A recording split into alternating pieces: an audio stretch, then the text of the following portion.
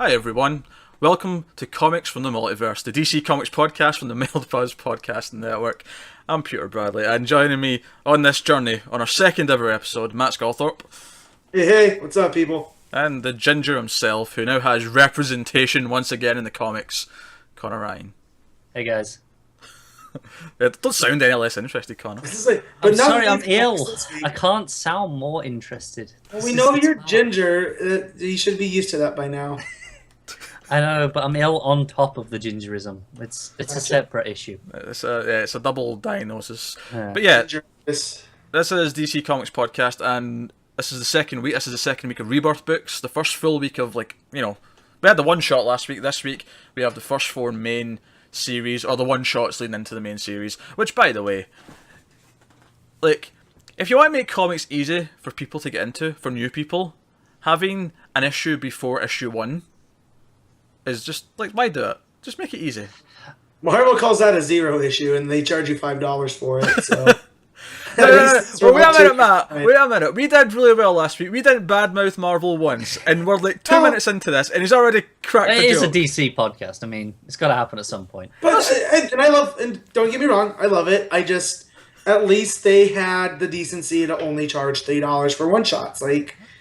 That's it. My total Marvel poll this week, or DC poll, was $12, which was 2 Marvel books. So, I do think, even aside from the fact that they're trying to make it awkward for new readers, it is a bit of a problem, because you have two choices when you've got a one-shot like this. Do you make it essentially just the start of your series and assume that the new readers will get this as well? Or is it do you standalone? do it, is it standalone? That at that point, what's the point of it? Let you sample the creative teams. I mean, I kind of like this than when the New 52 launched. You had just all those number ones, and you had no idea what it was going to be like. So I guess, but I think it just makes it difficult for a new. I mean, I think for us it's fine. We're used to this bullshit. We are so into this bullshit now that we are so used to it. But I think for a new reader, it's like when you walk into, not that anyone goes to video rental stores anymore, but, you walk into a place that sells movies, right, and you see a movie called Rambo and a movie called Rambo 3, right? You would assume that the one called Rambo is the first one. It's not, it's actually the fourth movie. Go figure. Same thing here. You go into a comic book shop, you see one that says Batman issue 1, but no, you Batman Rebirth issue 1 first. I'm just... Well, I mean, and in fairness, they put the Rebirth thing across the top, right underneath the title.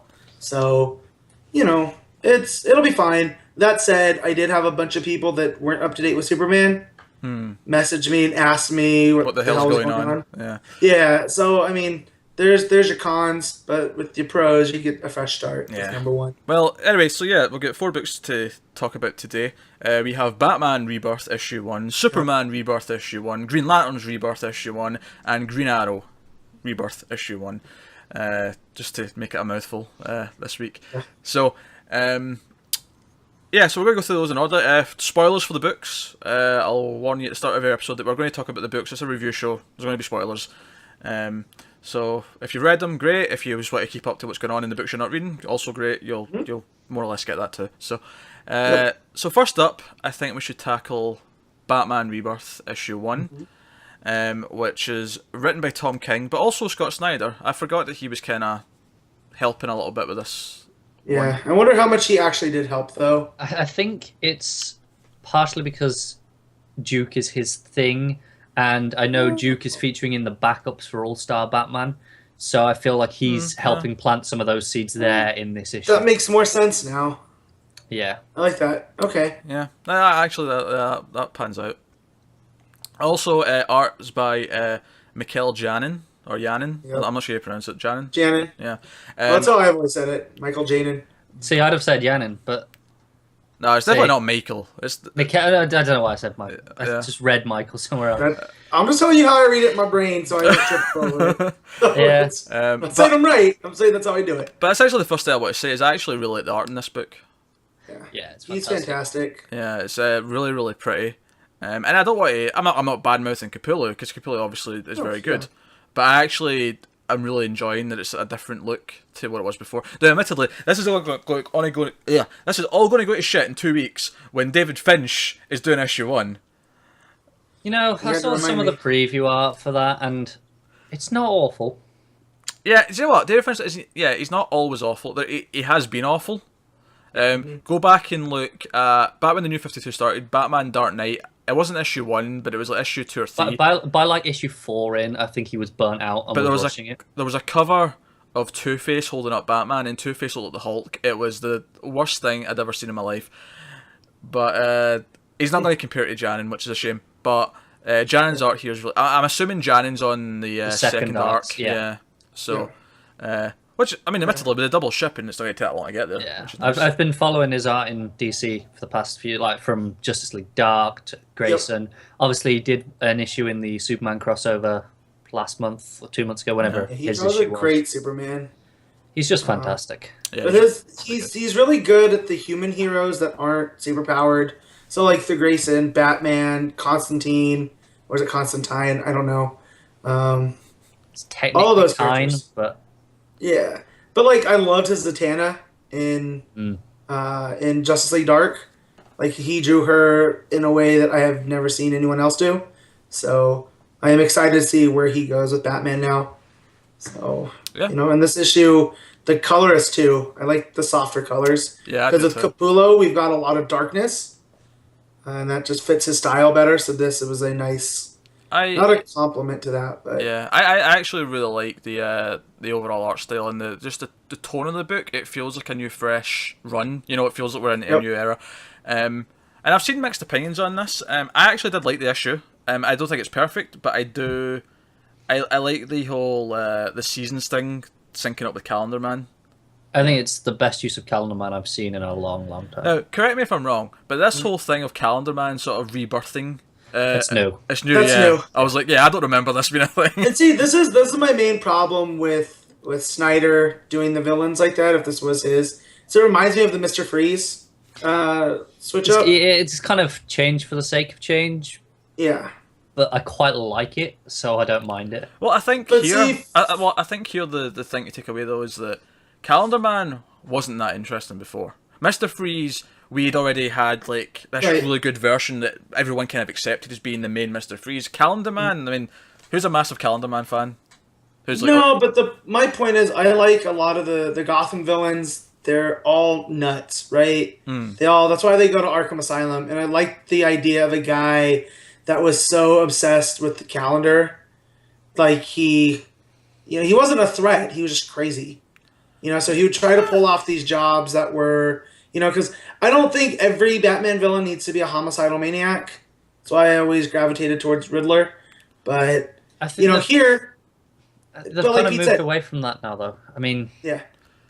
Look at Two-Face. He doesn't go for exclusively things to do with the number 2 anymore. Right. And also, it's not like you've got a shortage of just crazy villains in Gotham. Well, no, that's what I'm saying. It's like Pete said, it's the Calendar Man who really cares. Yeah. Exactly. Calendar Man. I'm just saying, my main into Calendar Man was Long Halloween. Yeah. So I think most people probably. And I'm just used to seeing him sitting behind a wall talking like Hannibal Lecter. So, but yeah, I mean, it's not a big thing. The sequence where you see him molt was pretty cool.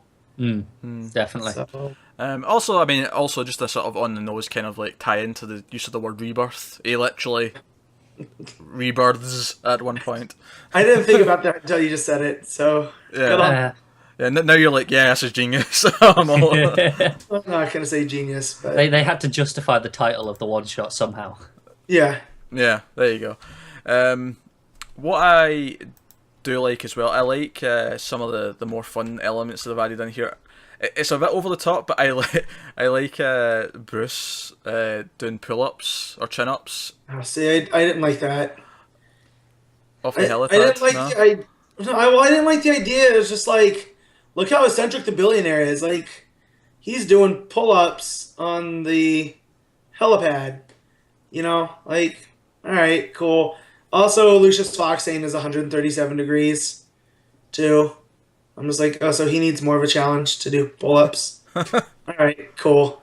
His hands are sweaty, but I mean that's a small. I didn't. For me, I felt like he was just given Bruce a little bit more character than he maybe doesn't because sometimes Bruce is a little bit one note, you know. Mm-hmm. I feel like this is him giving him a little bit of personality where he, Honestly, I think they just wanted Yannon to draw Bruce topless, Yeah. possibly that too. which is fine. I mean, the dude's swole, so why not? Yeah, exactly. But I was just gonna say, also, like, I'm glad it seems they've moved on from what Snyder was doing with Gotham being the character. Like this, I think is gonna get back to detective style Batman, where he's doing other things, not just getting into the the heart of Gotham itself. Yeah, that was fine for Snyder's run, but you do need to do something different to follow it. And otherwise, you're just going to feel like you're emulating it, but it probably won't feel as good because it is just an emulation. Yeah, the other big takeaway in this issue, though, is obviously Duke's going to be a mainstay going forward. And I liked him in this issue, and I've not particularly liked him all that much before. I didn't dislike him per se, he just kind of was there for me. I feel like they're going to try and give him a bit of character here. Although I do have to say, he feels really aged up compared to the last time I seen him. Yeah. Well, when you steal 10 years, you can dish it out however you want. Because the comic opens with him like ringing the door at Wayne Manor when Alfred's out back picking whatever he's picking Avocados. And he answers the door. I was like, okay, who's this? Because he looks like 20. And I remember Duke being. Yeah, Are you thinking 0 year though? No, I was thinking Snyder's last arc. Oh, okay. Yeah, because I was gonna say, because in Robin War he seems like he's closer to Damian's age, right? Because he's still like Tim looks older than him. Yeah, I was thinking he was like 14 or something like that. See, in that last arc of Batman, I thought it was about 16, but here he does look more like 20. Yeah, he does. He looks like an adult. But I do like too that he says, I'm fine being Robin, and Batman's like, no, I want you to be something bigger, and that hooked me. I need you to become something else, someone else. Damn it again. I apologise. But no, that's pretty much I think all the main talking points. Art's really nice. I think the story's not amazing, but I like the whole season structure of it, and I like the pacing of it. Even if it does feel like it's going through a story that could be multiple issues, I like that he's telling this one story, and I'm looking forward to seeing what he does with the full arc. Out of interest, what do you guys think of the Lark costume? Takes some getting used to. I think it's my response to that.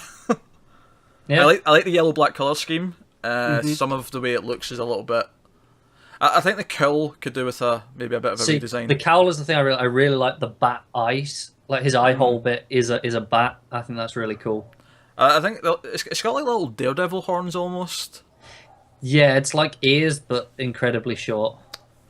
I think maybe a slight redesign, but I like the yellow and black style of it because the Robin thing's always been red, and I like the idea that he's got like a new sidekick or a new protege. All right, so whatever happened to Bluebird? Oh, that happened in Batman and Robin Eternal. Oh, jeez.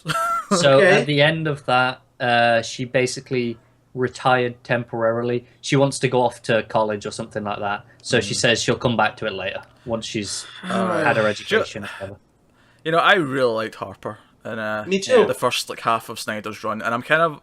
I was mentioning this, I think, to Connor during the week that I was kind of upset she kind of disappeared from the main Batman book because I feel like her story started there. It didn't feel like they'd. I mean, it's okay for her to move to another book or even start her own book somewhere else if that happens someday, but I feel like the one you introduce her in should have some sort of feeling of closure to the end of a payoff. Yeah, a payoff. There you go. Yeah. I will say, do you remember there's the issues of Snyder stuff that looks to the future? I think it might have been. Was it Detective 27? Yeah, somewhere. Yeah, and you see her there with Lark as well, actually, and I got the feeling that Snyder obviously had more to tell at some point. I feel like there was an arc that would have brought these two together as part of the next set of team. Maybe but if he just we never didn't got to tell spend them. 13 months on 0 year. Well, yeah, maybe. Oh dear. Hashtag just saying. So I hope we get Harper back properly at some point because I did really like her. And it feels like Duke almost kind of replaced her in a weird way, and it kind of made him. That was gonna be my point. Was she went off to Eternal, and then Duke comes back, after we see his origin in Zero Year, Endgame happens, and then this final one started. Super heavy. Yeah. So Because I remember I loved that issue that focused on her and her brother. yeah. Yeah. At school. That was a fantastic issue. So I really hope we get Harper back at some point because she was really cool. But so no, but I think Batman's solid. This issue. Yeah, it gave me enough to be excited about for the series going forward. Because obviously, story-wise, this doesn't give us much to expect. But Yeah, I enjoyed reading it though. When it finished, I was like, yeah, I had fun with that. And It was okay. But see, I have faith in King based off his other stuff. yeah, Like I picked up Sheriff of Babylon. I picked up the first issue, and that was a really good first issue. But I didn't want to wait month to month, so once it's released in trade, is when I'll go back and read it. But yeah, his Grayson stuff was like this too, yeah. where he just gave you enough in the first issue, but that was co-written by Seeley too, so I don't know. You don't know how much much for credit? two. Yeah, Yeah, but still, I've enjoyed the majority of his work. Seeley's on another book, isn't he? I don't know. Can't tell you off the top of my head. I'm sure I saw his name somewhere, but I think he is, but I can't remember what he's on. Yeah. But yeah, But so I sort of, before we moved on, though, I wanted to ask what did you guys think of the significance of the last page with the the bats, avocado the cave, dropping yeah. in? Yeah, I'll be 'cause honest. I was confused by that. Yeah, I have no idea what that's Okay. getting at. Um, Honestly, Okay. I mean, it's kind of like he's feeding the bats, isn't it? So I guess it's him saying the bat family are the back and there's more of them. Because the bats all they all swarm in on the food, don't they? that's a nice bit of analysis. It's That's like, a nice. yeah. That's what Alfred does. Yeah, he kind of Not serves just them all. feed them. Yeah, he's Yeah. their guy. That's what I got from it. That's a Alright. nice bit of analysis. Because I was confused. I got to the end. I was like, okay, avocado fell. Awesome. I just took it as, like a nice sort of like bat symbolic kind of final page to, So, yeah, but that's a good bit else. So that takes us on to Superman Rebirth issue 1. And this issue, of course, it's written by Tomasi and we've got art by Doug Mankey. Yeah, Again, thank you. what was it all these comic Mankey. people with the really weird names that I have no idea how to pronounce? There's a lot of them. I don't know. But yeah, so this of course is kind of this is a weird issue because it's kind of both a coda to New 52 Superman and a prelude to Rebirth Superman, Yeah. And aka Action Comics. yeah, original This is- Superman, yeah. This is DC admitting that they messed up Superman, Oh, it is, yeah. and this is the only way we can fix him. Because we were talking about it in the chat, in one of the threads in the group, where the whole thing with Superman, when Mr. Oz tells him, what's the line, Pete? You're not what you think you are. Right. And so that Superman wasn't the quote real Superman like everyone else is. So, there's completely side characters like a different Lana and a different Lois and Well, no, or at least Lana, that's what it feels. Yeah. Lana's could be the real Lana. see, this is where it gets murky. Well, no, Right. it's going to be murky no matter what because we've got two Clarks and two Loises. But I think something weird's going to happen where it turns out that original Superman and Lois are really Superman and Lois, and the younger ones are like splinters of reality versions, or like because everyone else seems like they're really just the original versions. Yeah. There is something specific with Lana in this that was weird though, where so they're talking about going to the fortress, Yeah. and he says that he doesn't know how to find it without tracking him, and she says she knows, but she doesn't know how. But since he died, she just knows. Right. So it's like, is she getting bits of memory? Maybe. Like I don't know. Really? That's an interesting thought. But yeah, the book is so original Superman or post-crisis Superman, whatever you might call him. For this point on, I will call him pre-52 Superman. That's going to be my shorthand.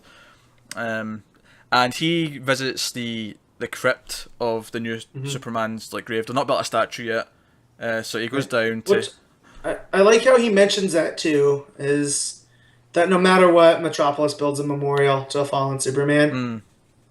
Well, For however things are different, they're the same. Yeah, this is the thing we said. Not obviously we weren't recording podcast yet, but when we were Right. talking about Lois and Clark, and how, and even once like Tomasi started doing his last arc on Superman there for the New 52, we said that the voice is just right, and that's something that carries over. And that's the voice of this Superman is right. It feels like Superman. That's something that's really interesting about this issue for me, because I feel like for us who have been reading Superman, know what's been going on, this is kind of almost redundant in terms of a lot of the plot. It's kind of there to catch people up of if you want to jump into Superman, you want to know what's happened, this is what you need to know. And that's what these issues should be best at. Yeah. Because they are jumping on point, so I commend them for that. I do as well, which it means it should, in theory, be kind of boring for us who have got the story already. But because he gets the voice so well, it's still very entertaining to read. I think that's because basically he finds Lana, because Lana's down there because she's going to take his ashes. Interesting that it's ashes in this version and not bones, or a body. But so he finds Lana because Lana's got a promise to keep where she said she was going to remove his ashes and bury him next to his parents, which I thought was a nice little touch. Yeah. And Superman explains why he thinks he's going to come back, because he recounts the fight with Doomsday and the death of Superman, big famous story, of course. And what I really like about that is some people, and I'll admit it maybe spends a bit too many pages recounting it, but there's something oddly touching about Superman telling this story to someone else in this universe. I don't know what it is, but there's something really touching about it, and I like it. And Tomasi and Monkey consolidate that entire story, which is multiple books. It's like they consolidate 3 double-page spreads. Yeah, and it's him, and it's hopeful. It's not about his death. It's about his rebirth. There's the title, and that there's always something to come. Also, the panel layout on those few pages is just fantastic. Yeah, that's Monkey at work there. I think the art's fairly good throughout. There's a couple of weird faces, I think, but I think that Doomsday retelling, I think, got a lot more effort put into it because everything about it stood out. Oh, well, you also have the guy that created it in the family of creators, so I'm sure Jurgens is going like, "Hey, how's that thing coming? Like your homage to my work." That's the thing, because obviously Doomsday is coming up in action as well. This is kind of setting up for that. It's setting up for both, I mean, if anything, it sets up action more than it does. So here's the thing, Superman. Too, that just shows that the DC editorial team had no idea what was going on this entire time. Is DDO had always maintained that Doomsday had happened to the New 52 Clark. Yeah, they always it a few times, didn't they? Skimmed over it. You know what I mean? Yeah. And this, it seems like it didn't happen until that event that happened a couple of years ago. Until the horrible Super Doom. Yeah. God, that packet is worse there. Yeah. Do you know, I'm skimming through the Doomsday fight, flashback here in the issue, and I'm just it's gorgeous. I really... It's something... Seeing those red underpants again just makes me feel something. Which is a weird thing to say, but that's a classic Supermanism. That's just as iconic as the cape and the S. Yeah. So. I don't actually. It's funny actually. I don't mind the red trunks not being there. For me, losing the collar for this new outfit is actually the biggest thing they've done. But I'm like, yes, this looks much better. It instantly just changes it. Yeah. Yeah. Well, you can see his massive traps now. So. Yeah. But you should. Yeah. I should want to rest my head against those traps. Is it just me, or is it just the fact that there's no collar makes him seem wider? He seems broader. It seems wider and more open. He's a guy you can approach. He's not a button up type guy. Batman, you want to look covered up because you should be a little bit afraid of him. That's his thing. Yeah. Superman, you should be willing to approach him and be like, "Hey, what's up?" Yeah. So, definitely. Yeah, absolutely. So they go to the fortress, New 52 Superman's fortress, and I love, Clark sort of noticing everything, and he sees the ice statue that New Superman built of he added the Kents holding up the planet Earth, which instead of Krypton. Yeah, which is a really nice touch that I liked in his Last Days of Superman arc that just happened. I liked all that, and he said I never thought of doing that, and I thought it was a really nice touch. And this is where Superman learns that the regeneration matrix, I think the MacGuffin that brought him back, doesn't exist, or if it does, they don't know. I like that they answered this straight away. Look, it's just not here. This is why it's not. This is why he's here to stay, at least for now. And again, that tells me that Doomsday didn't happen because or if it did, someone hid the regeneration machine. Yeah. Like, Well, it definitely Morrison wished it out of existence. Yeah, it definitely didn't happen because, you know, Superman's telling Lana all this story, and at no Yeah. point does she go, yeah, I know all this, it happened. Yeah, exactly. So, you know. And which is fine, because if the New 52 is going to be different, then let it be different. You know, don't not she's the warmed over stuff. Also, when he said I didn't think of adding the Kents, is that confirmation that New 52, or see, this is where I get confused. Old 52, pre 52. Is that what we're calling him? Yeah, pre-52, we're going with. Pre 52 Clark has lost both parents too, or just his dad, like in the Brainiac story. Well, technically, we know his dad's gone, definitely, right? Because that happened. Right. But enough time had passed, like because their sons, you know, John's whatever age. Well, at least when they first came in, like he was born, so at least a couple of years had passed since we'd last seen Old 52 Superman. So I would guess that Ma Kent could have died in that time. Yeah. Because she was old. I mean, it's not like she was spring chicken. John's about, what, 10 now? Right. So he would have been maybe 5-ish. When they came into... When they came in, yeah. It's not unreasonable to think that Ma Kent might have But I just passed away. I just like a world where the Kents are still around. That's just me, though. That's what I came up reading.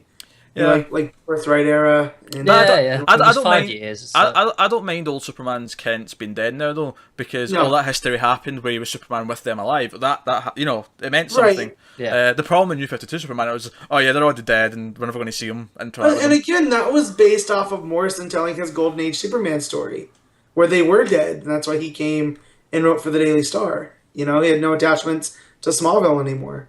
Yeah. So, but either way.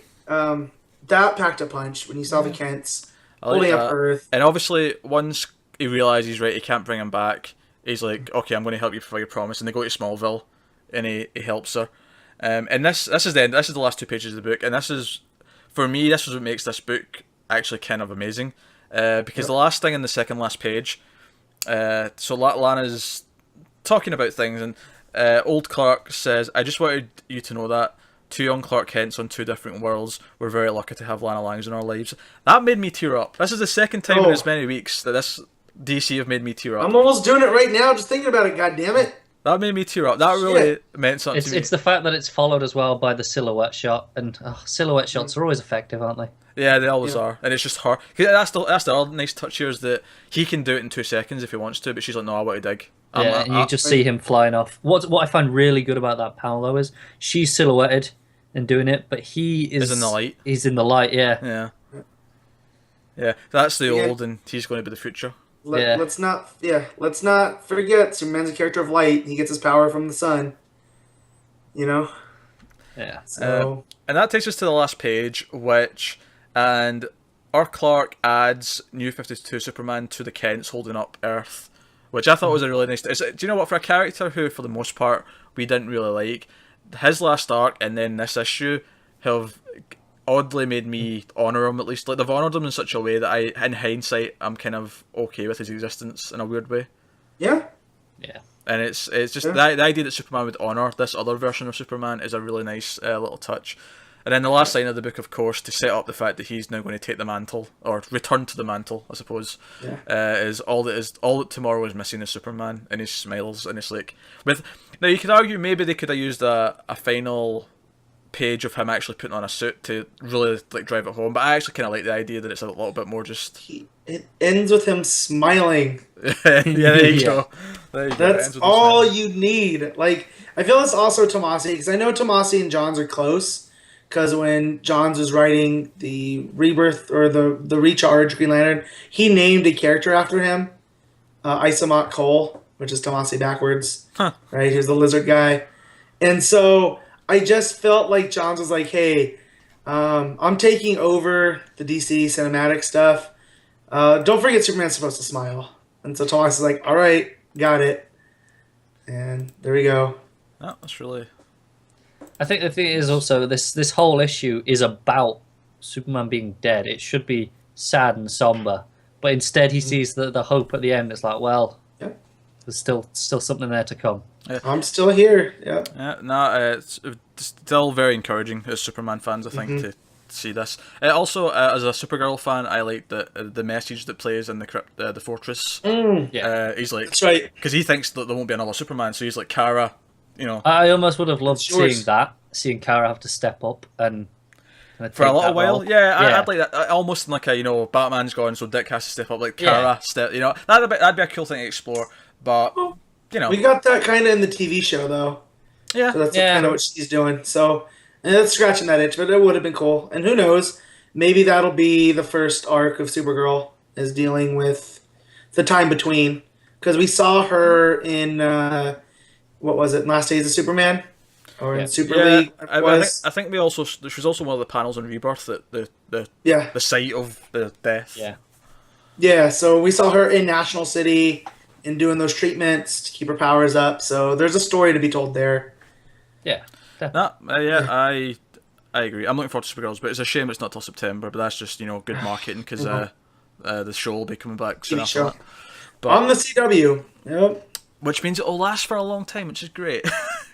Because CBS are like ridiculous. Yeah, it's got to be a CSI or NCIS or whatever else. Yeah. To keep going on there. But no, so that's I think that wraps up Superman Rebirth, and we can move on to Green Lantern's Rebirth, which for me was probably the one that I was the most kind of hesitant. Hesitant. That's a good word. That's a perfect word for it. Not because of, I've not really read anything by Humphreys, who wrote this, and of course Johns helped him write this, and Ethan Van Sciver is the artist. It felt like traditional Green Lantern. Well, traditional John's Green Lantern, I should say. Yeah. So, getting into this, I will say that I liked it. I do have some reservations. Mainly, one of the big things for me when we hit the New 52 after Johns' epic run, which was for the most part fantastic, is I was kind of ready to be done with space and space operas and these giant prophecies about wars of light and all that. I was like, can we just get back to Green Lantern being on Earth and dealing with things happening? And I was really hopeful, and we never got that, right? Because Vendetti's run certainly wasn't that from the... No, that was more Uber space threats. Yeah. So instead, Hal was turned into a fugitive again. Because he can't do anything right. Yeah. Yeah, it was kind of I was like, time for, again, a difference. Like, what's been good has been good, but it's time to have a change of pace. And when we heard that this was going to be Simon, Baz, and Jessica Cruz as the Earth Lanterns, I was like, oh, good. I was kind of... And there's still a good lot in this to support the fact that that's what it'll probably be. But I have to admit, the opening scene with one of the Guardians like being chased with all these monsters in space and a box with this light thing and this new unleashed power, I was like, oh my god, no, don't. Can we not do this? Oh no, see, I had the opposite reaction. I went, hell yeah, let's do this. Because while I did get tired of the War of Lights, just because I wanted to see more of the core and not the entities, and that's what it just became focused on, was all the different entities that Johns had created.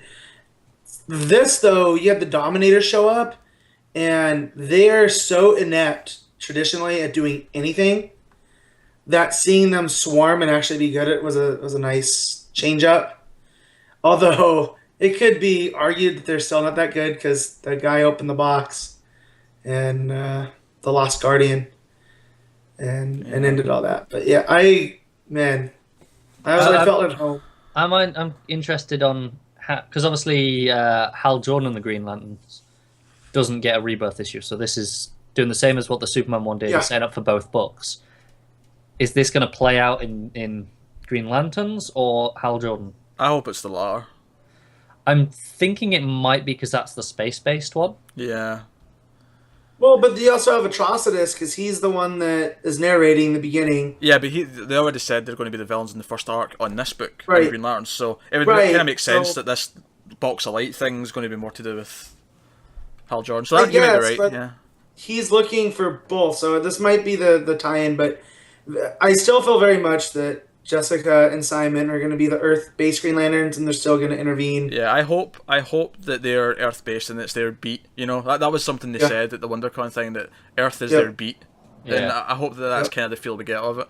But that's the first 3 pages. The rest of the book, of course, we we catch up with Simon Baz, and he's wiping terrorist graffiti off his sister's house again. I don't know if that happened before, but I certainly remember it being mentioned or something like that. Well, and I like the FBI guy that seems like a Coulson type. Yeah. To where he seems antagonistic, but they're also friendly. Yeah, I'd like to see a bit more of their relationship. I hope we get a bit of that, because it looks like it could be fun. Yeah, I think that was something else, actually, is I felt like the Earth supporting cast of Green Lantern kind of faded away as it got more space-based, you know? Yep. And I'm kind of hoping that we get a strong supporting cast here of this FBI guy, of Jessica's family, you know? Like, give us the support team, you know, for their lives. I have a question. How long has Baz been Green Lanterning in at this point? They said a couple weeks. I like how you said Green Lanterning. Right. Yeah. Later on, when he says that he's been Green Lantern longer, she says a couple of weeks, which really took me back, because I was like, because this FBI guy it implies that it's been going on a while, like they have this relationship already. And also, he's been a Green Lantern since in real time for like 3 years now. Yeah. He did was it JLA? Yeah, it was JLU. No, it was JLU. Right. Okay. Yeah. But he did that for what, 12 issues? I don't know how long that he was in that. Yeah. Because they said he was off doing stuff across the galaxy. He came back, and so yeah, who knows? If this is his fresh start, though, I can look past all of this. Yeah, especially since I was going to say he was kind of forgotten after John's finished his run in Green Lantern. He was kind of he was in JLU, but he was just kind of there. Yeah. You know? I can kind of accept that. I like that he's the antagonistic jerk Green Lantern, because I love Guy Gardner. Oh, by the way, actually, now you brought up Guy Gardner, I was like, the thing that made me laugh more than anything else in comics this week was when he meets Jessica. He's like, wait, did one of them die? One usually dies. Yeah. Please tell him it was Guy Gardner. That line cracked me up so much. Yeah. Yeah. So that's the thing that makes me feel he's been at it for a while. He knows Guy enough to know that he wants him dead. But I feel like we could spend 30 minutes with Guy and be like, yeah, he can be taken out by a space monster. Yeah, that's true. And that's why I love Guy Gardner, because we all know, if you've read more than one of his issues, that's just a front, and he really is a caring, nice guy. So I surely like him more than some of the other Lanterns. And I wonder, there was really no mention of Kyle either. Yeah, that's a bit weird. So that's a bit weird, because the main focus on the Open was on Hal and John. Yeah. It should be, because those are the two most iconic. Yeah, I mean, there was like one little box that mentioned all the other ones after them. Yeah. But yeah, it was mainly those two that they mentioned. But so we get an update on Simon, and the FBI guy's talking to him, and it ends where the next scene's going to end as well, with the ring saying, blah, blah, blah, come to this location, there's a thing happening. Yep. Right, so we go over to Jessica, and we meet Jessica's sister.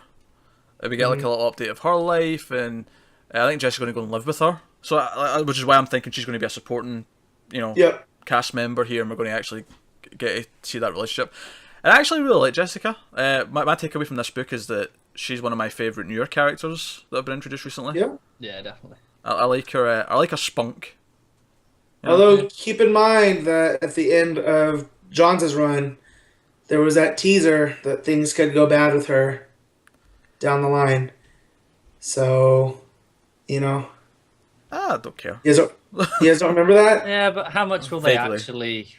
Well, John's helped plan this out, so... Yeah, but that could just be a tease for a story. That could be a tease for a story where she kind of goes bad, but then by the end of it, she's a hero. Like, I don't really think that's... Well, whatever it is, I'm excited, because she already has some built-in stuff. It wouldn't be the first drop plot line, would it? No. Yeah, I actually really like her character. So what? She ends up becoming a villain at some point. She could easily become. I'm just saying she's not going anywhere. Like, that doesn't take away from her being a favorite new one. Yeah. Right. It's just that Johns did have plans for her to be a big character. It'll just make it hurt that much more if she does. That's my point. But it'll feel that much better when she redeems herself. Right. Yeah. If we actually care about her, and so far I actually do really care about her. Right. I think she's a. I quite like the sister as well. I thought it was a really nice contrast between the two of them. Being she's really peppy and. Yeah, she's peppy and she's more sarky and. Playing soccer in Portland, a bunch of hipsters. Sorry. So they go out to get to crash ship, and they have the first meeting, and they have no idea who each other are, basically. Well, she's heard of him, but that's about it. Mm-hmm. And so that was fun, and that's where the joke came up. But a manhunter pops up, and do you know what? It's been so long since I've read these guys in forever. I know, it's been so long since I've read Green Lantern, because I basically, I read a couple of Vendettas issues, didn't like it, and stopped. I was like, oh yeah, Manhunters, they were a thing. Yeah. Yeah. No man escapes the Manhunter. Oh, yeah, that was a cool thing. Yeah, I'm glad he said that, because I might not have just recognised it from the design. That's exactly why they had that line there. I know it's iconic line anyway, but it's just so. Oh, okay, I know what these are. Yeah. It's like it all came flooding back what they were, and I was like, okay, good. But I think that's really smart writing, that you don't have to do any sort of exposition apart from that one line of introduction, and you know exactly who it is. Yeah, but it's all a ruse, of course. It's all a ruse. Training exercise. Yeah, because Hal Jordan shows up, and he's like the drill sergeant, and he merges. It's so weird to me. I know it's because we always think of him being the young punk that's getting trained. Right. Yeah. But it's a nice spin things, and it adds to that whole idea of legacy, which we've been talking about with Rebirth, and that he's now graduated to being the mentor type role. Yep. Although that said, he's still going to be on his own book, doing his own things, but Yeah, but still, he's becoming like the man that he was in the 70s, where he was the right leaning guy, and Ollie was the left leaning guy, and that's why you put them together, they balance. But here, it was also a thing where you're talking about legacy. Is that it was really smart that you take the Arabic American and Jessica Cruz, who has a Latino last name, and it just feels natural for these non-white characters. Like, they weren't forced in there. I didn't even really think about it, to be honest. But think about it. Probably it's pretty better. I mean, I didn't even think about it. They were just there and they clicked, and that's good enough. That's all Exactly. And it's not beating you over the head and being like, "Hey, look how cool it is." It's like, no, these are just two characters, and it didn't even cross my mind. It was like, these are the two newbies. Let's throw them together. Yeah. Yes. Actually, you know what? I have to say, I do really like that there's a Hispanic hero, because I really couldn't think of one. Not that I could think of an Arabic one either, but outside of Vibe. I think Kyle's supposed to be. Is he? Yeah, his dad. Yeah. Oh, But okay. they kind of forgot about it for a long time, and they kind of brought it back in Omega Men. The way they draw him in that, it shows. But that's pretty much been forgotten. But either way, Oh, Mac, your mate, for fuck's sake, Jesus Christ. and Hunter. Making the most of it. Do you know, it's funny actually. Hispanic's one of those races that's so like in comics, because you're drawing it and it's just a slight bit of colouring that it's not always obvious. So I can sometimes you can kind of forget that one. Yeah. Because depending on the colouring, it may just look the same as the white people. But especially given all the lighting effects with the greens and the fires. Yeah. And stuff, Yeah, exactly. To just But I just wanted to my point that people, want to talk about diversity in comics, and right here they did it, and it didn't feel forced. Yeah. And you know what? they pulled I don't it see off. this getting any praise for it either. Which is a shame. I think that is a shame, because when it's done well, you don't see it getting praised. I don't think. A good example is the movie The Martian. Right. Like, such a mixed cast, and no one mentions it because it's just done well. And it's natural. Whereas the time it gets brought up is when it's forced, and that's when I think it fails a little bit. It shouldn't feel forced. Right. Yeah, you shouldn't think about it. It should just be, they're just together. Right. Yeah. And that also, in a book where there's aliens and space wars, you have the most diverse human cast in Green Lantern. Yeah. With Hal, John, Simon, Jessica. You had a Ginger and Guy Gardner. Another half Hispanic and Kyle. Like, it's just... Yeah. So, that's cool. And I like that. So... No. Green Lanterns. So plot-wise, though, what this sets up here is that Hal actually merges their batteries so that they can only recharge if they're together. I really like the panel where he does it. I think it looks great. He's like a fed-up dad. Going, if you two can't get along, you're going to make you get along. Yeah. Yeah. So I like that. I like that it forces them to actually have to, they can't just show up and fight and then go away and leave. There has to be some sort of more relationship. They call this like a buddy cop movie, Yep. with these two, and it actually kind of feels like that, where they have to interact outside of their lives a little bit more like cop partners would have to. Yeah. Well, So I wonder if like they that. gotta say the oath in unison. Oh, that's So that cool. should add some comedy. It's like, no, okay, 1, 2, 3. And then by the a couple arcs in, they're just doing it second nature, and they're a unit. Yeah, that'll be good. Yeah. It also makes them rely on each other if their powers are running out. I mean, it's not total Firestorm reliance on the other person, but it's Right. enough of it to give it like a plot sort of not a crutch. What's the opposite of crutch? A plot handicap where there's this obstacle they have to Yeah. Even that's probably not the right word, but you know what I mean. You know what I'm getting It's at. just, I get it's what just a you good mean. team building exercise, isn't it? Yeah. Right. So, actually, Joe, probably my favourite moment of this book actually is, though, in the grand scheme of things, is I like that the Green Lantern Corps is not really there to help you train right now. So he says, but luckily, we have the Justice League, and I like that he passes that on to them. Yeah. Because obviously Hal's like friends with them anyway, so he would trust them to do it. But I just like the idea that, okay, you can't be trained by the Corps, but you've got this. And it's Yeah, there another is a- legacy thing. Yeah, I like there's a support system in place for them, Yeah. and it'll be nice to see them interact with the Justice League as well. Yeah. It's obviously Jessica does anyway. We've seen that, Right. but in her new role as a rookie rather than as part of their team, Yeah. could be fun. And also, because I remember when we saw who the cast of Justice League was, it was like, oh, it's Baz and Jessica. That's interesting. Yep. And then it kind of makes sense because like they're being trained by them. So Kind of like interns. yeah. Yeah. There's like, you're gonna learn from these guys how to do what we do. What I really want is for the Justice League at one point to just like go, ugh, let's just hand them to the Titans. and then Work Dick the way and, up. and Dick and Wally, all right, let's give them to the teen crew. Damien, train them. David's like, I'm your boss.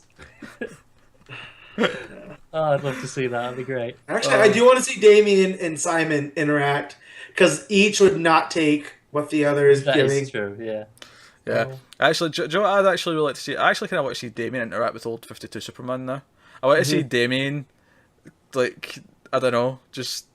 I think there should be a book of Damien reacting, just interacting with everyone. Yeah, there should be a It's like team. the Hitler reacts stuff. It's just Yeah. Damien reacts. It's should just be a- like Damien meets. Yeah, there should be a team. Yeah, like a revolving like, double team act where it's just always Damien and Yeah. X Brash and the superhero. bold. Yeah.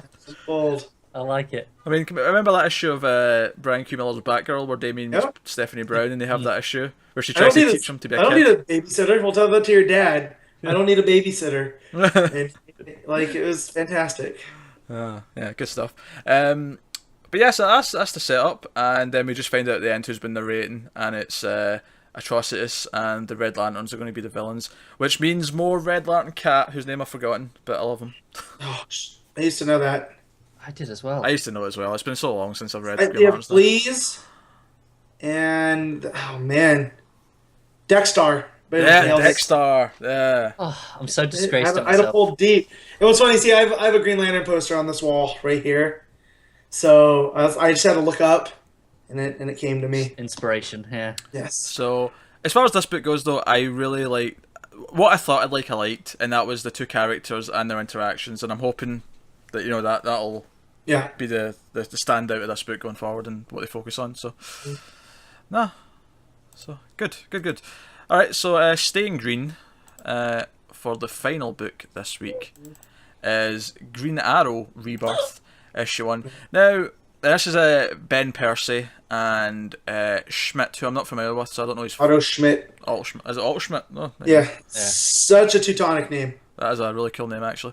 And I don't know, like I was looking forward to this more than Green Lanterns, but at the same time, I had this weird, and I think it's just because I've been forcing myself through Arrow for the last several years, where I'm. So, have you been reading Ben Percy's Green Arrow or no? No. I Okay. have. Yeah, I know Connor has because we talked during the drone stuff when it first kicked off. Yeah. So Which is why I was looking forward to this, because his run has Yeah. been solid yeah. already. Well, I really liked the two-parter he did in Detective Comics with I can't remember the artist's name, but I really liked the artist as well. Yeah, that was great. On I'm going to Detective. track that down. Yeah, it was a really good two-parter. How long ago was it? Was it? It was in the middle of the Maniple stuff. Yeah, so Between it was- their arcs, it was in about the mid 30s, 30s. yeah. But Okay. really nice. It was basically just a two-part about an airport crisis that Batman get wrapped up in and had to try and do it. But it was just really good. It was a really good So book. it's Die Hard 2 with Batman. Got it. Yes. Yeah. And it's Got as it. good as it sounds. Got it. Alright. But so I went into this like hoping for the best, but at the same time, like, and because I had a little taste of the writer, but at the same time, after watching Arrow, it was almost like Green Arrow just kind of like tarnished a little bit for me. Don't get blame it. you there. Like Don't I can't blame think, you there. like I can't think about it without thinking of that stupid show and all the stupid shit that goes on in it. But this was a great book. This was a great issue, and this was probably the one that was the least like a one shot. This felt like just the start of Yep. an arc. Yeah. I think we'd agree with that. Bloodlust. But first of all, let's talk about the art and get that before we dive into plot. I thought the art was fantastic.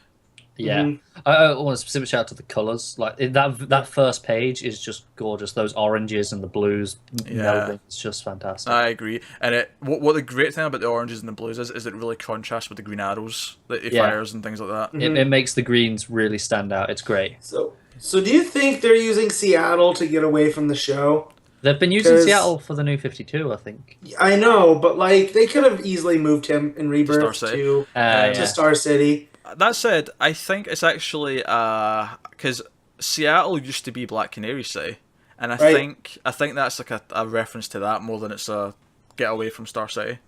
Yeah, there could be it too, but it's whereas Gotham's become a character in Batman, Seattle's become a character during Percy's Green Arrow.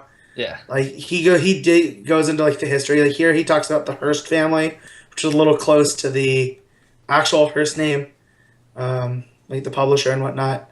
But and they're an old logging and cattle family, and whatnot. And so I thought that was cool. He's been dropping that little like stuff throughout. Yeah.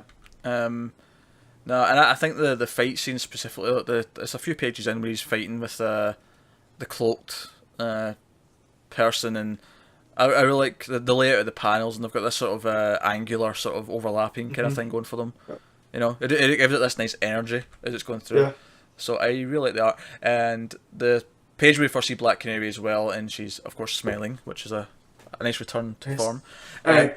But the reason why I bring that up and the reason why I'm going that far when I'm talking about the art is because I think the art has a really sort of fun vibe to it, and I think it really complements the flirty or the potential flirty nature of the dialogue between. You really get it on the last page as well. Like, Yeah. The art really highlights that. And like the shots are like balanced between the two. So like when they're talking, it feels like cinematic. To where you're following the conversation with the person just naturally. So the layouts work to the advantage of the script. So that's always good.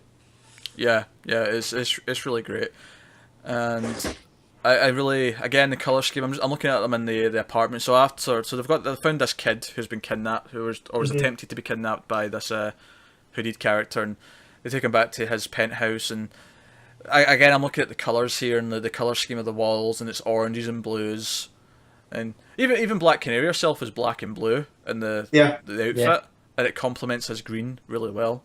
Yeah, it's very clever. So I really like that. It's a really nice touch. But so that's the sort of setup of the plot, and then Canary and Arrow go hunting for The underground men. the crisis, and we get this city or this part of the town which Ollie didn't know existed. Well, yeah, and what's really cool too is like that's another real Seattle thing where the city burned down and they just built on top of the remains. Oh, I didn't know that. Oh, I don't know. Yeah, so that really lends itself to these underground people. That's cool. That's actually I That like is really cool. Yeah, Yep. that's cool. I like Canary using her powers. We get the nice circular lines and Yep. get a proper effect and all that. It's really nice. Like how he called her rock star or pop star when they first meet up. So we still get that going on. Yeah. No, it's really really cool stuff. Really fun vibe throughout the whole thing, and the banter throughout is great. And that's really what I took away from this. I like the setup of the plot and this idea of this Green Arrow's version of Court of Owls selling slaves of homeless people. Yep. I like that plot, and I like how evil they look and how demonic they look. But the real takeaway for me in this issue was Ollie and Dinah and their their banter. Yeah. They're flirting, and this idea that even if everyone doesn't remember the pre-52 universe, the idea that they'll find each other again like this. Yep. Like, There's a spark there. yeah, it really feels like it's there. There's an energy and there's a love and there's a and I like that it's not just, oh, we feel something, oh, I really like you. It's more, they're still going to banter like they're courting and like making fun of each other and throwing insults back. Well, and that's where Dinah challenges his beliefs. Yeah. You know, I like that, where she's not afraid to call him on his BS. Yeah, which is nice, because even, like, the one thing, literally the only thing I don't like about this issue is that you have to throw in the line about being a social justice warrior. Yeah. I thought that was a bit on the nose, but I like that in tradition of, like, kind of being annoyed at social justice warriors who do nothing but, like, they won't shut up about it. I like that she calls them on the shit and, like, wait a minute, you're a fucking billionaire. What the fuck do you know about any of this? And I like how he rationalizes it. He's like, well, you know, trick arrows and, you know, that takes money, right? It takes money to be a superhero. Yeah. Yeah. But again, by the end, she realizes, like, he just took this kid in and gave him a bath and treated him with dignity. Yeah, I think ultimately the lesson there is that you shouldn't apologize for being in a good position in life, but the fact that he's willing to help and he's willing to do things. Exactly. Like, It's not just a show. Yeah, it's not just all talk, you know. Mm-hmm. And that's really cool. And do you know what I got actually from some of the monsters, the underground men with the long fingers? I was getting a very Snyder. I mean, obviously I compared it to Kurt Owl. Mr. Bloom. But yeah, Mr. Bloom. I was also thinking a little bit like witches. Yeah. Just it just reminded me a little bit. Well, that's the artist kind of reminds me of the Sean Murphy Jock. You know, the angular, scratchy. It is, but it's a little bit cleaner. In fact, but even exactly. the vampire hands in American Vampire. Again, going to like a Snyder horror book. It just Albuquerque. Something about the design just kind of reminds me of that, which is cool because I like those designs. I think they're great. Yeah, you mentioned all three pretty decent books there, so... Yeah, I mean, you can't really... Right. I mean, Witches, really, we got one arc. I don't even know if that's still a thing, but... I think it is. I'm happy to wait. He said it's coming back. Is it? Okay. Yeah, I'm happy to wait and read it. But they're all good to great that you mentioned, so... Yeah. Okay, actually, there's one thing I don't quite get, actually, just before the ending. Second last page, when they basically they're badasses and they shoot the screen with the red dude on it, and they say that's a promise. They both have their fists up like this, like I'm like, what is this pose? Like, is this? Am I meant to get something from this? It's the superhero pose. I just thought it was weird that they both do it in sync. It was just kind of no. See, the thing is, to me, it looks like she's looking over him, like he's done it, and she's gone quickly. Shit, better follow suit. Yeah. Oh, okay. Exactly. She's kind of like, her head's kind of just slightly angled towards him, looking at her eyes. It feels like she's just following it. I could have used 2 panels there then of her like sort of doing a quick swipe with the head, to tell me on that. I didn't quite get that. To me, I just thought like, wait, is this an established pose or something? Because they're both doing it in unison. But fair enough. But no, I really like the book, and then of course you've got the Dawn on the last page, and nice. Also, how it's amazing how tonally different this is to Percy's other runs that he's just been doing in the New 52 stuff. Yeah, the New 52 stuff felt like an exploitation movie. I keep comparing it to like a Robert Rodriguez because you had the killer drones, which was kind of like a RoboCop deal, and then you had werewolves and old crazy billionaires wanting magic blood. Like, it's all just this complete. And then this is more down to earth, kind of. Like, you have these mutants stealing kids, but that's very comic book. Yeah. Yeah, it's just that's just an extrapolation of a slave trade, essentially. Right, exactly. Yeah. Oh yeah, absolutely. And of course, the final line is, they finally. Obviously, she knows who he is, but he finally gets her name, and then it's nice to meet you. And the final word is finally, and I couldn't help but think a little bit of a meta thing there. Just finally we get to this. The last thing I'd like to talk about, actually, kind of about all 4 of them as a whole. But tying into the tone and the art of this, and the new tone in Batman, and the more hopeful tone in Superman, and Green Lantern's still kind of just Green Lantern, but is the idea that in the New 52, there was almost kind of this line-wide mandate of they all had to have a very similar tone and almost in many ways very similar art styles. And I really like how different these all feel, and they all feel unique in their own thing. And I really like that. Yeah, definitely. It's a great accomplishment where you can read 4 books and they're all like in the same world and they feel so drastically different. Yeah. But it feels But like all good. Feels like the DCU. Yeah. Exactly. So I was gonna say it feels like when Pete was talking about in Green Lantern the cast, the supporting cast. It made me think there were issues of when I started reading DCU, like there's Flash issues that revolved around the police station where he was a mechanic. Yeah. You know? Absolutely, yeah. And that in the New 52, we got away from that stuff. Everything was very focused on whatever the hero was doing, and it felt like less a world and just like a, I can't think of the word. I think that's a very valuable lesson to take there, is that having that supporting cast and that grounding around them is very important to... I mean, people say certain characters aren't relatable. It always comes up with Superman. Everyone's relatable. You put them surrounded by real people, surrounded by characters they interact with. If those relationships feel real and they're grounded like that, they're all relatable. Every single one of them. It's also just the easiest trick to make you care. If you care about their family, then if something hurts them, you care about the fact that it affects their family. Right. Yeah, well, I mean that's the very on the surface way, but I think even more than that, it just having to interact with people they care about brings it out in them. Like you see the humanity, it just comes out. Yeah, it shows that they have a personality that's not just superhero, which is again what a lot of the New 52 was. 3-dimensional. One thing I said after I read all 4 of these on Wednesday was just it. Like we said when we read the one shot last week, it felt like coming home, and I feel like this has really solidified that for me. Where it feels like I'm sure there'll be some books, like not every series is going to be a winner for us. Scotland. They're publishing too many to care that much about. Yeah, but it's just a fact. But if they can all be like this, I won't mind spending $3 extra a month for something I normally wouldn't have read. Yeah, because all 4 of these books are something I would have picked up no matter what, because they all were in relation to stuff that I like. So, but once we get to these other books, as they start being released, then we'll see. That's the real test. Yeah. Yeah. But the thing is even if a lot of them fail, like, I think if we come out this wave of Rebirth books, and that's kind of all the way up to September, that's when the last issue ones kind of launch.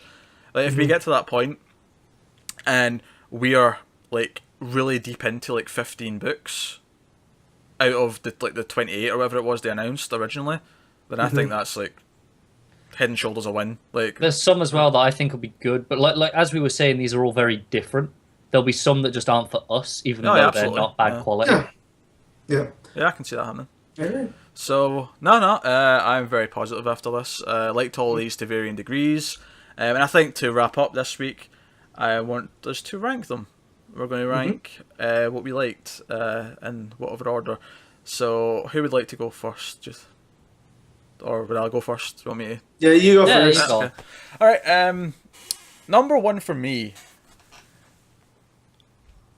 It's kind of. I mean, there's like 2 I could pick, but I'm going to go with Superman Rebirth issue 1.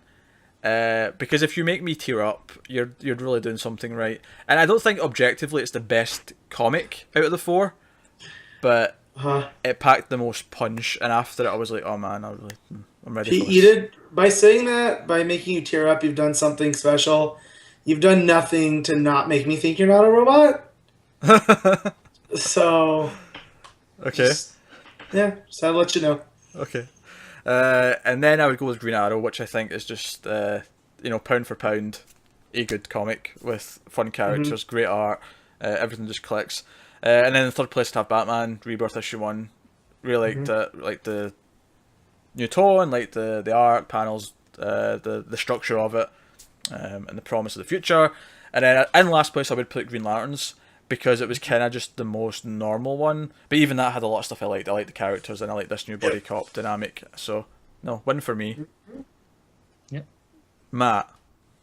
Rank him. So, of course, I'm in Superman Rebirth. Oh, man, 2 out of 3. Oh. He said, yeah. I mean, I'm already heavily invested to the character, as you guys look to the screen and see. But yeah, it was just a fantastically written story. Nice end cap to New 52, a nice launching point for pre 52 to start up. And then I'm going to go with Green Lanterns, number 2, because again, it's stuff that I really enjoy. And that's like my angle on Green Lantern. As much as I do like the Earthbound stuff, I also love the big space opera. Just if we could get away from the spectrum of lights, I'm fine. You know, even if it's just for a little bit. And then Green Arrow. The dynamic between Ollie and Dinah was great. And this should surprise nobody, but this is just how it worked out. It was Batman. Just because it felt like a one-shot that necessarily didn't have to be Rebirth. Like, this could have gone in at the end of Snyder's run, you know, setting up Duke and whatever. That could have been called issue 53, and it wouldn't have been any different. Yeah, I get that. Yeah. So, I still enjoyed it, though. I still liked how they broke it up with the seasons. I think we have a feeling. I have a feeling that, like, by the time we have all these Rebirth one-shots, that there's some that are going to feel like they could have just been the next issue. There's some that are going to feel like they're issue 1 of the New York. There's some that are going to feel like they're just standalone. You know, like, I think there's going to be just a mix of feelings. And out of all of them, Superman did both at the same time. It ended and launched. Yeah. Whereas both Green Lanterns and Green Arrow were just issue 1s. Yeah, they were. And then Batman was a final, you know, as a 53. So, but yeah, they're all good. I would recommend them to everybody. Yeah, okay. Connor, rank him? I'm not going to go with Superman first, actually. I'm going to go with Green Arrow. I know. They were close. They were close. But Superman came second because even though I really enjoyed it, like you said, it's more emotional and it has the voices nailed and it's exactly what I want. It was more this bridging issue, whereas Green Arrow just felt like it just hit the ground running. Even before the first actual issue, it just got straight in and got going, and I really like that. And I thought it was just a great comic. So Superman second, Batman third, and then Green Lantern's last. Because it wasn't bad. It was still very good. Right. And like I said, I'd recommend them all to everyone, but it just happened to be my least favorite. Yeah, and I get when people are saying that there's stuff they didn't like in Green Lanterns, because that did get tiresome for a lot of people. So, totally understand all that. But again, there's nothing glaringly bad, you know, so to put it at 4, it's not, it's just there was other 3 books that were... Do you know what I might do? Since this is the first time I've done that, we didn't do it last week, obviously, because it was the one shot was winning, obviously. Yeah. Right? But I think going forward, you know, I'm going to keep track of what everyone picks every week. Okay. Because I think I want to count the number of episodes it gets to before Matt puts a Batman book at number 1 for him. Or at least ahead of the Superman book. Yeah. Well, it depends, because if Nightwing, you know, Dick Grayson's one of my top 5 favorite characters. Yeah, true. Unless we're just talking Bruce Wayne Batman, I'm going to bury that son bitch. Yeah. No, I trust you, Matt, to when it's great for you to... Yeah. Well, you know, I up. stuck up for Endgame when there was a Batman-Superman fight. I liked the way that it played out, because the way that Snyder wrote Batman being like, all right, if this goes bad, I'm done for. It's because it can be done well. And because it can be done well. It's not just, you know, Zack Snyder looking at you.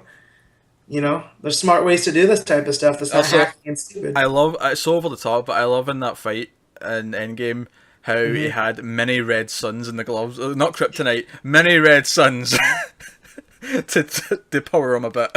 That was amazing. It's easier to manufacture than waiting to find some kryptonite, I suppose. What, to make a sun?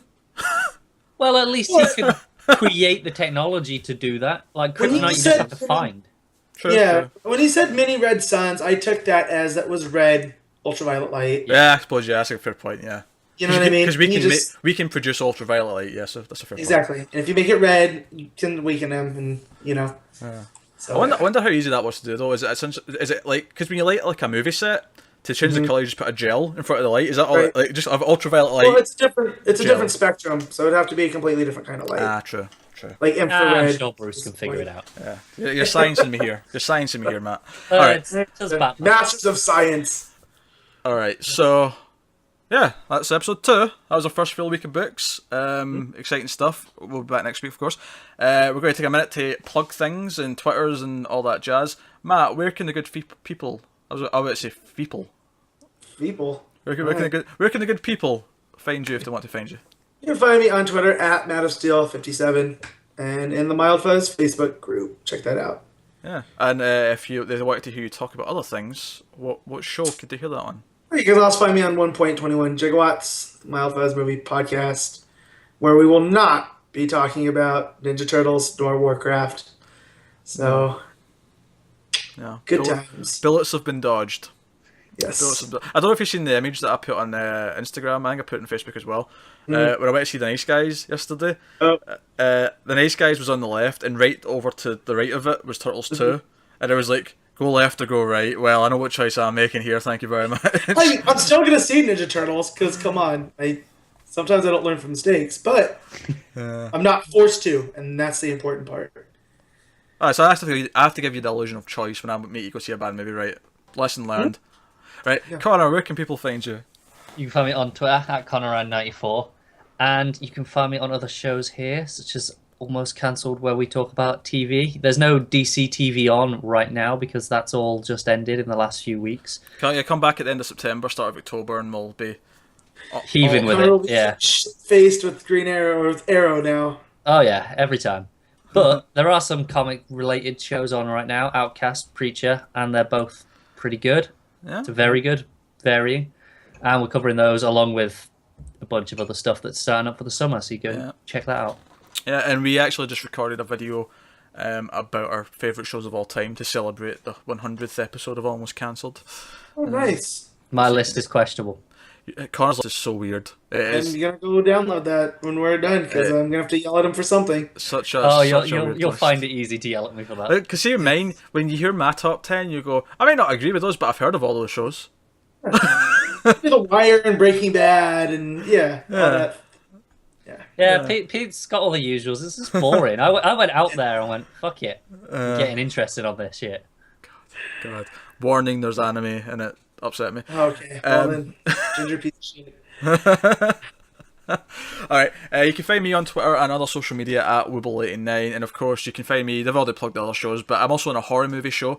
We review horror movies every week. You can get that in the Movie Mailed Fuzz channel on YouTube, or you can download it on iTunes and stuff. It's called Screams After Midnight, so check that out if you're into horror movies. Find us on Twitter at mailed_fuzz. You can all email us at mailedfuzz@gmail.com. I really had to think about that there, which is terrible because we've had that email address now for years. And you say it literally multiple times every week. I do, yes. But hey, whatever. But, guys, if you want to help out the show, like, subscribe, rate us on iTunes 5 stars, and, share with friends, tweet us out, all that stuff. It helps us out a lot. But that's pretty much us, guys. So keep reading DC Comics. Thank you for watching or listening. And remember, guys, never get lost in the Speed Force. And long live the Legion.